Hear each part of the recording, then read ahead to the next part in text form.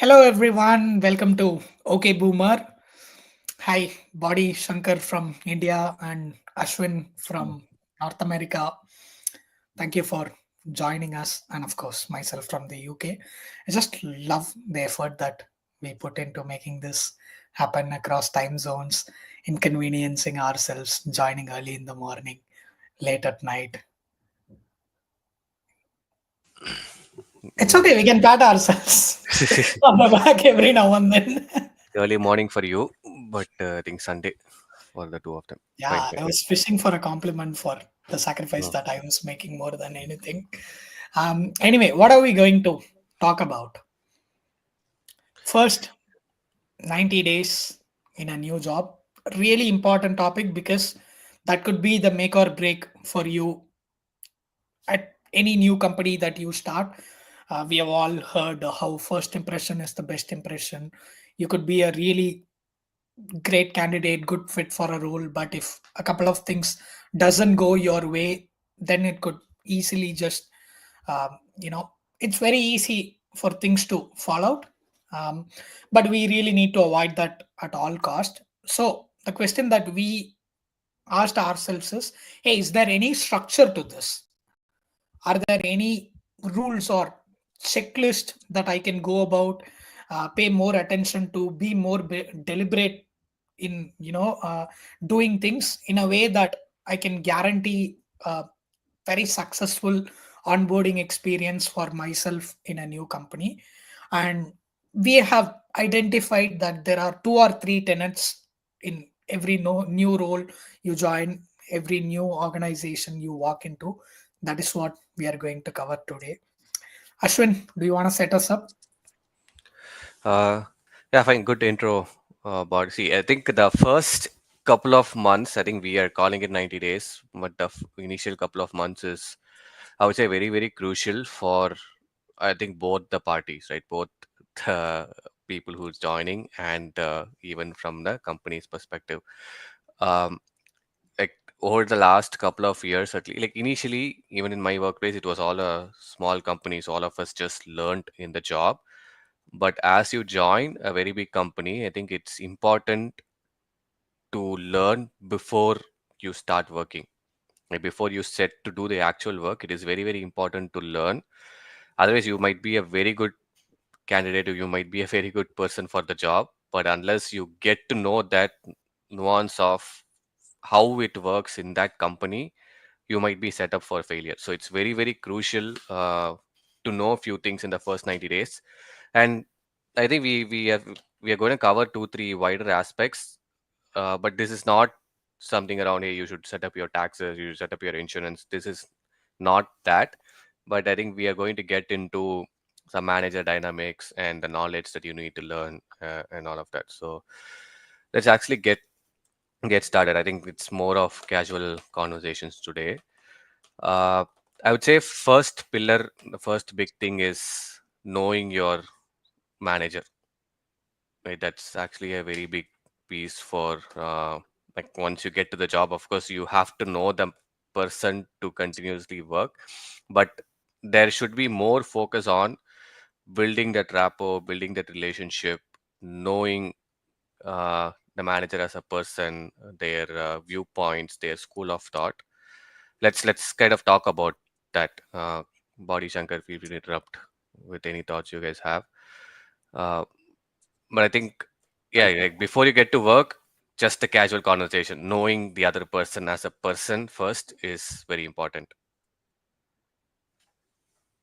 I'll talk about the like not the casual like knowing the person, but more in terms of the ways of working. So one Mm, thing that I have seen, and this this doesn't necessarily apply only to people joining new companies and their first 90 days. This applies to anyone who's moving teams or switching managers at any point, right? Like, because once you go into a new role, new team, new manager, you establish a frame of reference that you work on top of. So I think the first and fundamental thing here is to agree with your manager on what is their way of working, what are they expecting from you. Like uh, help them set and define goals, define measures of success that you can, measure yourself against. Like, what does success mean in your team, in your role, and what does success mean to them? Because every manager wants to make sure that their team is set up for success and it adds up to their goals, their KPIs, their OKRs. So the understanding and aligning what you need to do to support your manager and your team in whatever the larger goal is number one. The other thing But that I would also say don't is, we get to it little later? Like understanding work and goals might be the second phase of it, right? First, you first build I the would say, relationship, knowing the person. no. I'm saying obviously getting to know the person is one, but if you are able to understand the goals, like in larger companies, these are usually documented somewhere, right? So it's a Mm. good starting point to even establish and have that conversation, right? So if I read something on a knowledge sharing portal, right? Like I may not know what it is. So helping or going to a manager to understand what that is could be the first icebreaker itself, right? Like there could be terms, like I could be new to the industry. There could be terms I don't understand. So the one thing that I would advise everyone is to not feel shy, not feel intimidated, and like in your first 90 days, nobody is going to judge you. Like nobody is going to expect the world out of you because you are relatively new and everything is new. Like when you're coming from outside, so make sure you use that to your advantage and ask all the questions you can and be inquisitive. So helping yourself is very important, and you seek knowledge from everyone around you. And the other subtle difference also that I would say is understand from your manager how they like to operate. Like some people operate very Mm. asynchronously, some people operate very in-person collaboration. Like understand what is that rhythm, what is that frequency in which you connect, and um, also understand what is it that they are okay with you owning and running end to end and giving them an update versus places where they would like to hear you or understand what you're going to do and then give a go ahead for. So these are very subtle behavioral dynamics that you would ideally want to establish upfront, because if this is a blind side or a surprise, it may cause a lot of issues with you and your team. Okay, okay. Yeah, I think it's pretty important. I've seen scenarios where people would have spent 1 year, 10 months, but if you don't know how that communication mechanism works or how that feedback mechanism works, might might be challenging to at least Yeah, see your a lot work of knowledge. times we are also surprised. I hear stories where a lot of friends are surprised. Hey, my manager pinged me on WhatsApp. They gave me a call on weekend. So you are essentially saying you could avoid being blindsided by any of managerial idiosyncrasies by just clarifying that upfront.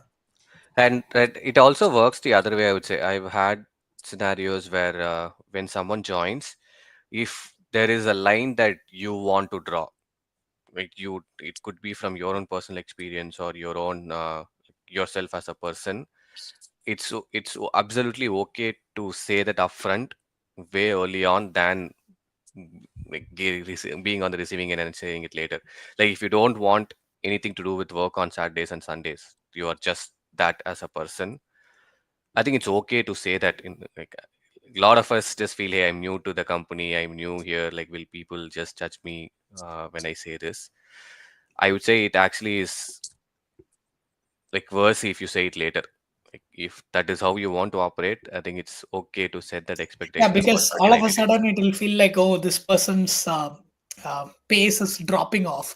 They were comfortable answering my calls on Saturday in the first month that they joined, but now that they have the job, now that they are no longer in the phase where they want to impress the manager and the company, um, they are okay taking it light when it could have been avoided if you were just upfront in the first place saying, hey, Yep, I don't do this, I don't do that.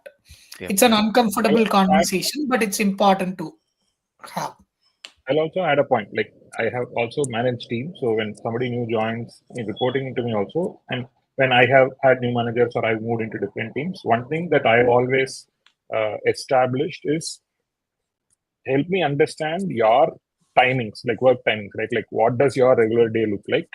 Especially because the the large portion of my career where I managed teams was during COVID and when everything was remote, right? So Help me understand what is the core working hours that you will be available to work, and what times you will not be free, and what times do you sleep and wake up at. Like the first thing I establish with all my managers is I wake up late, I sleep late. So like expecting me to come to office at 8 a.m. is not going to help me or you. But I can always stay up late and finish whatever work you want me to do. So Uh, how we work as a team really matters. Shankar, do you want to add So, something to that? Yeah. yeah, I mean, based on what I'm hearing, I feel like, I mean, we're talking a lot about the operational parts of working with a manager, right? But I feel like, at least in all the roles I've been, they were less important. Like, as long as I think most, I mean, I don't know if it's a HR thing, it changes based on roles, etc. Yes, you're expected to like come to office, have shared working hours, all that. But I think what is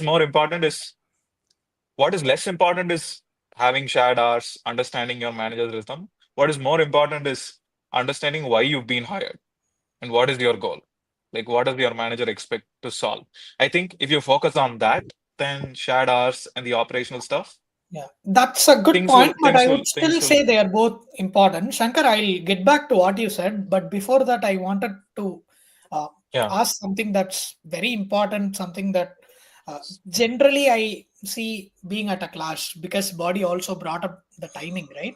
A lot of times, either we have been in that place or we have heard, hey, I prefer working, in the mornings, but my manager doesn't come to work until 11 in the morning, 11:30, which by the way is like a very common practice, especially in tech, right? You do this 11 a.m. to 7 p.m. um, but I'm gonna be starting my day like 3 hours ahead of the manager, so I'm having to leave work at 4 p.m. when my team doesn't, when my manager doesn't, and it feels like that is Hey, creating I this. think timings matter less, Chris Bot. So I think okay, you definitely have to show that you're committed, right? If you have to show that you're committed, you better have shared hours first 3 4 hours, 3 4 months, right? Mm, I don't think there's anything to discuss further on it. But what is more important is doing the work and showing that you're more capable. right. Showing Yeah, that you're I'm trying capable for the to job you're hired Yeah, for, yeah. think right? See, Gaining from that the trust. shoes of somebody who's 21, 22. So, Uh, wha- yeah, I mean, this is a given. I don't think we can, there's nothing insightful or interesting that we can tell you other than the fact that you have to show up. You have to show up at the right hours, make your manager feel like you're doing what you're hired for. That's very, very important. What I am constantly surprised by is in all roles I've seen, nobody takes the time to understand the product. Or like the first thing I did when I joined Freshworks was I read through every support article and I tinkered with the product, right? Whether you're a salesperson, maybe for HR and things, it doesn't matter so much, but sales, pre-sales, design, engineering, just having that context matters so much. And if you don't have that context, if you don't like tinker with the product in like the first 2 weeks of your job, 2 3 weeks of your job, you're just going to nod your head thinking that like all the connotations are going to be like completely hazy to you, right? So I am constantly surprised by very little effort that generally people put in. For every 50 people I see, or like 20 people I see, there's only one person um, actually doing the depth or getting to know the depth of the product in the first month, right? I Vikrant, think we that is actually crucial. Yeah. in I want to add. our teams we actually had we were hiring for customer success, right? When people joined, we were actually having them with the Training. support. Yeah, they were Okay. actually handling actual Very good. support tickets for almost 1 month, 1.5 months before they Okay. actually came and joined the role. Like Oh, this is that's part of that. nice. Yeah. Yeah, like, you have to know Mm. your Shankar, customers and also know your product before you start doing any role for that matter inside the company. I'll I'll add one point, right? Like one thing that you said it may not be as important for other roles like HR. That mentality itself is a problem. Like setting Mm. that expectation of not having to do it is the reason why most other teams fail to be good at what they do.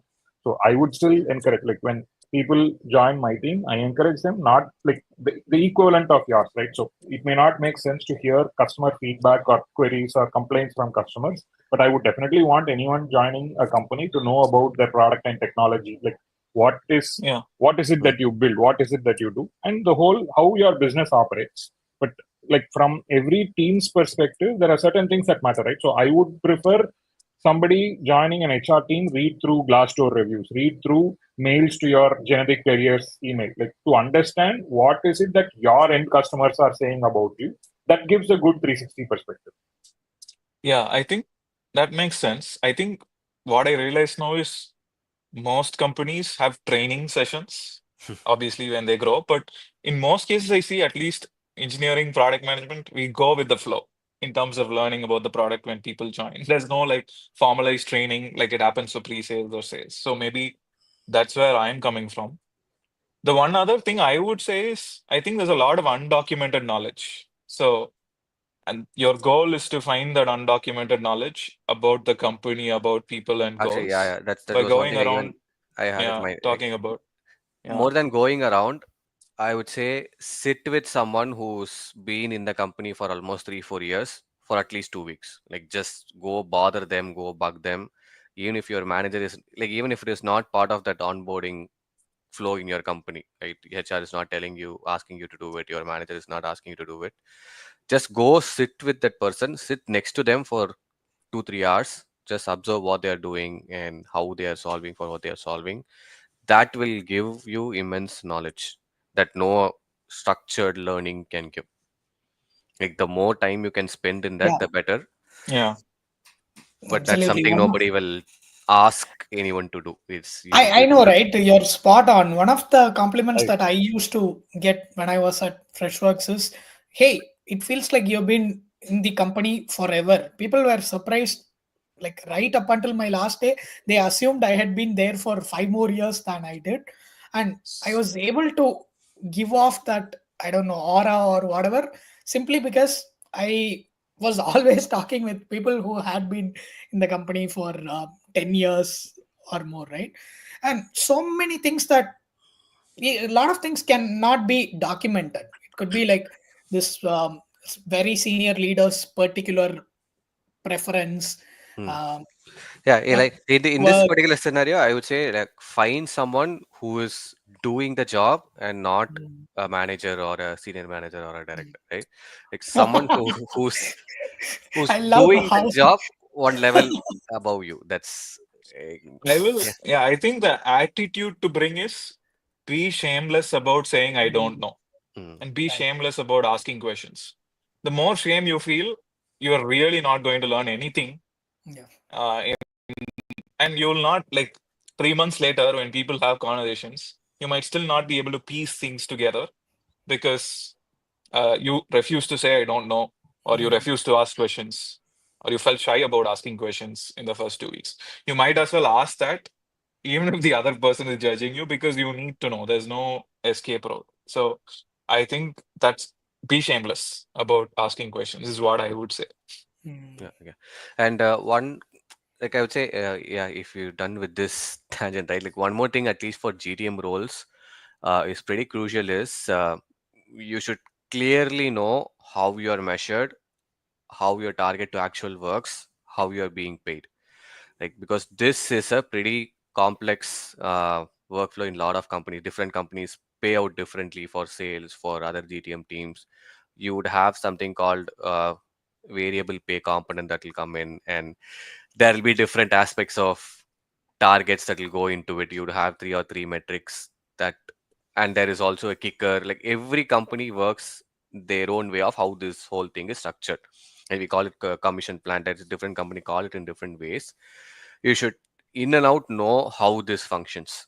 If you don't know, you need to ask. It's not few people just get it in one go, but I've seen in my experience it's just it cannot be articulated in just one call, right? And this is not something that if you join with 100 other, or like say 10 other, like, in a company usually what happens is like 20 people join, 3 will be from product, 2 will be from support, 5 will be from sales.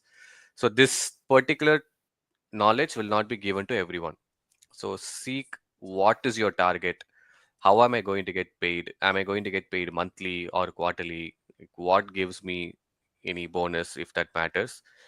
Because once it comes to that end of 1 year mark, this target to actuals is what will speak. And if it takes 6 months for you to even understand what this is, you might be focusing your effort in the wrong place. It is pretty important, at least for the first 90 days in go to market. Yeah, absolutely. Again, like I think both in the case of working with managers and taking it one step further, understanding how the organization itself functions, it's don't give room where you can be blindsided. It's easy to avoid that when you're being little more deliberate about that. Okay. Let me ask actually one question to all of you. Tell me what you think. When is a time when someone can say, hey, until to the point when someone can say, I didn't have a proper onboarding, so I don't know this. Like if, for example, if someone says this after 16 months, do you think it's still okay? No, Or it's is not it 6 okay. months? Is it 10 months? No, I'm just asking, what is the time like for us to Two learn? weeks. Yeah, I would say 2 to 4 weeks as well. 4 weeks. Wow. Yeah. What do you One think, month Bodhi? is ideal Less than because, 2 weeks.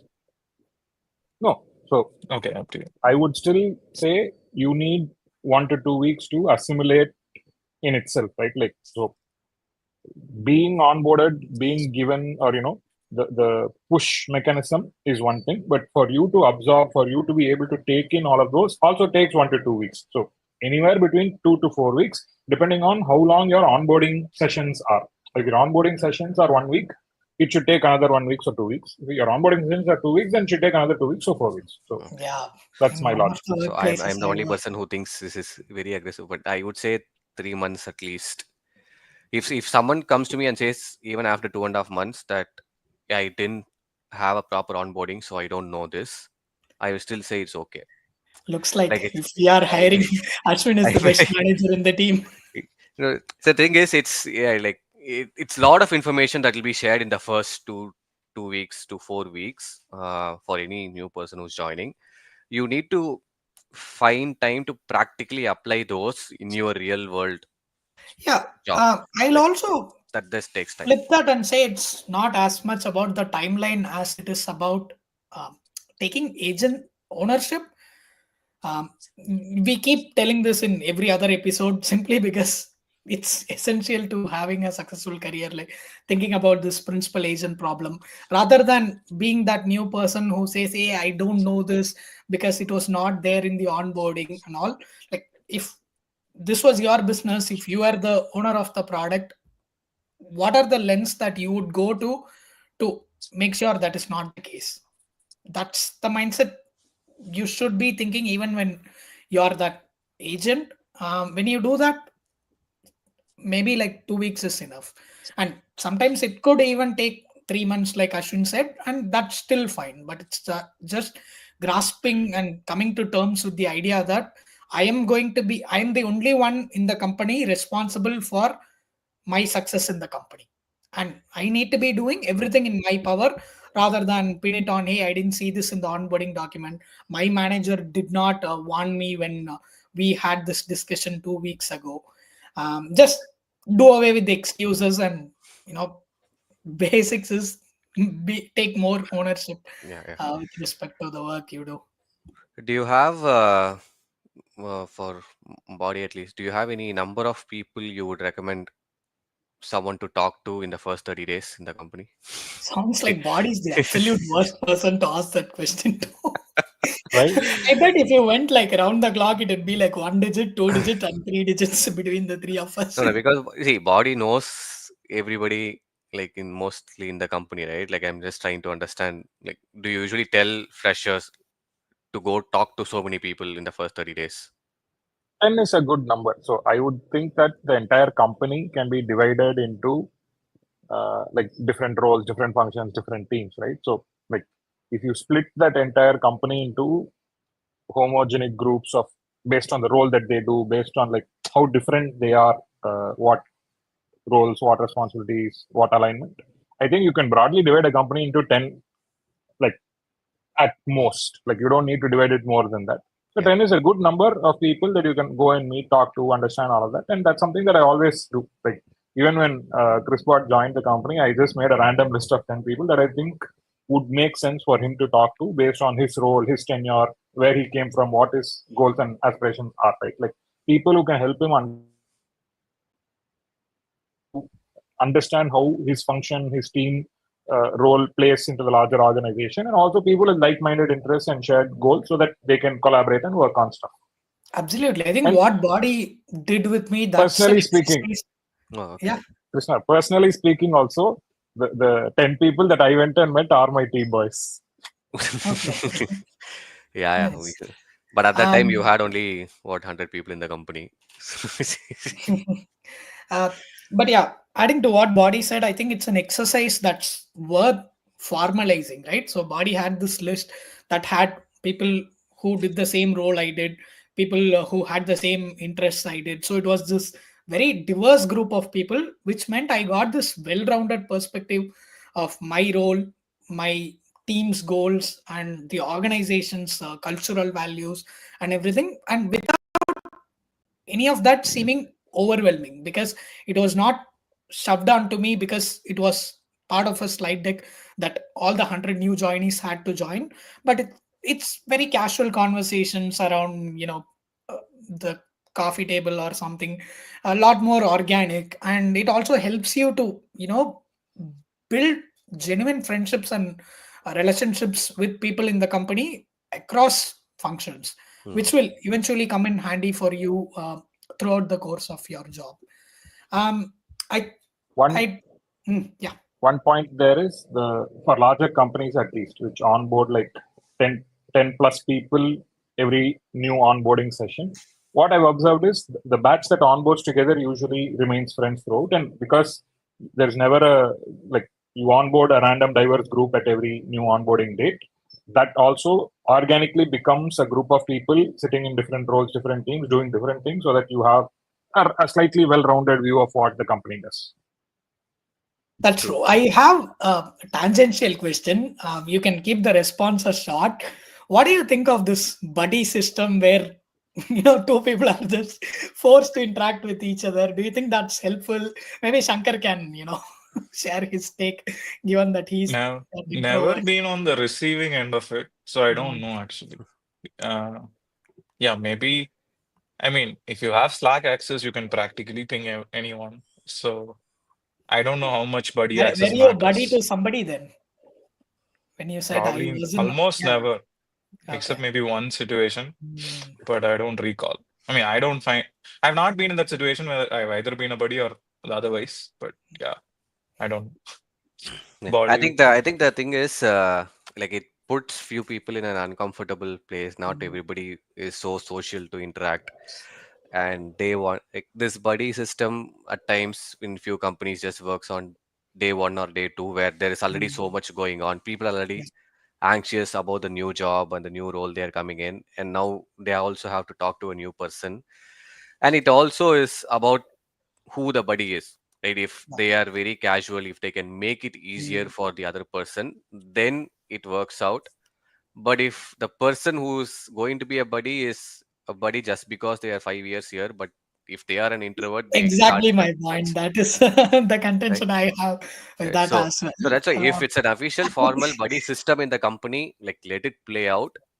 mm, But as a person, I think it's best if you first settle in 2 3 weeks, and then in the next 2 3 weeks proactively just reach out to few people who might be in your wavelength, in who yeah. might match your skill set or what you want to do, but randomly just talk to 10 people. I think that Mm, itself is a good enough exercise to put yeah. someone out of their comfort zone and know more about the company. Right. I think we have covered in detail how you go about approaching a new organization. Then we spoke about the one on one dynamics with the manager. In between, you have this one layer called your teammates, the dynamics that you have with them. Um, some of the questions we might generally have here is hey, there is that one teammate who's really late in responding, and then you'll have somebody say, oh, that teammate, they have a short fuse, or this person, they do politics. So there are a lot of intricacies at play here when it comes to the team that you are in. um, how do you navigate that part of the onboarding tenet? Joining the team, who's going first?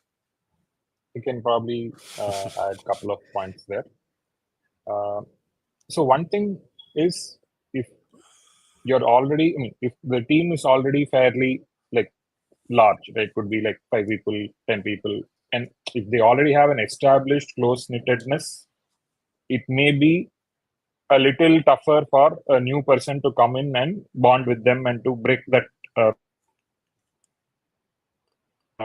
one thing to do is to keep yourself uh, like talk to people at a personal level, like in your own team, understand like the human side of things, right, like what got them into the company. Like good icebreakers here would be like, what made you join this company, or what what was it that attracted you to join this company, and what are their dreams and goals outside of work. What do they see themselves doing, when they grow up, or when they want to retire and stuff like that, which gives you a non-work aspect of them that will help you get closer to them and work together as a team.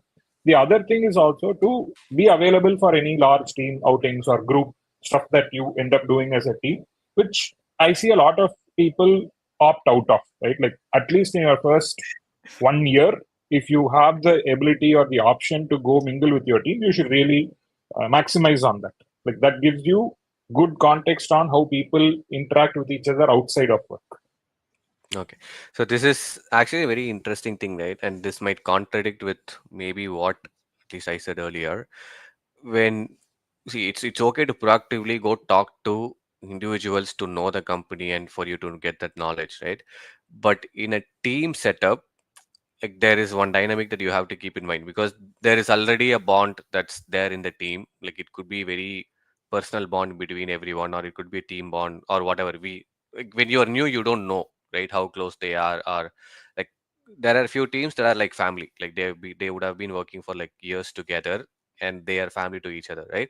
Now you cannot, for whatever reason, just go there and become their family or become the team. It just won't happen. Like so like when you proactively just go and try and get into that circle, you might, it might come across as, or you might not win, right? Or they you that could be the reason why they actually wouldn't want you in a lot of places. Yeah, it might not come off as genuine at that Genuine, point. yeah.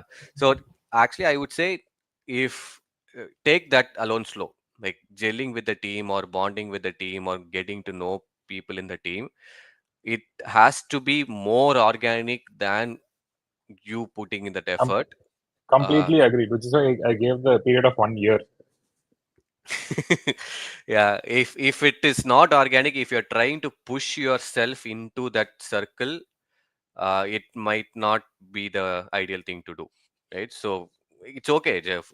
Yeah, and of course, I'm assuming 95% or 99% team is also be team will be welcoming for the new person, right? The manager is going to be welcoming, so you will not feel left out.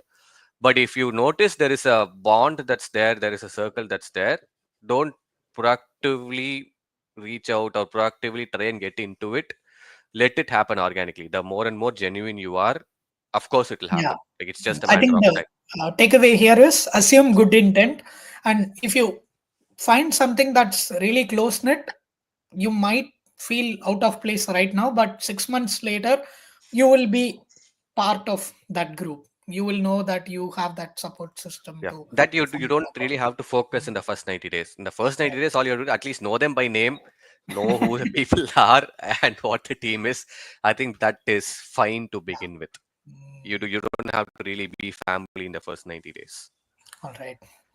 All right, gentlemen. I think that was a very good discussion. What should you do in the first 90 days? We hope this is a good video guide on onboarding and how you can succeed in the new role. Just to sum up that, what we talked in the last 30-35 minutes. First is building that rapport with your manager. How do you go about doing that? One is the operational stuff, and another is directly tied to your goals, your role, your roadmap, and everything. I think on top of that, also, just I would say knowing them as a person is Hmm. more is also equally important. Right. Yeah. Then one step above that, understanding the team. Make that as organic as possible. Don't go weird people out by trying to be their friend. We have all had that one teammate who tried to do that at some point. Let's not be that. Let's try to build organic nurturing relationships with your teammates. And lastly, just as equally important, understanding how organization functions. This means talking to people outside your team. Doesn't even have to be about work. Building that friendship where you can comfortably talk to somebody else about things that's happening in your team and whatnot. Couple of other smaller takeaways would be curious, ask a lot of questions. One important takeaway from Shankar is understanding the product, not relying on other people to determine the fate of your tenure in the organization. Um, it might sound like a lot when I run them down like this, but when we talked out, it didn't feel like that. Honestly, it feels Yep, like yep, this is all, low hanging fruits. When you approach it with a little more care and intent, your chances of succeeding at a new company would drastically increase. Right. Thank you so much. Hope you enjoyed watching this.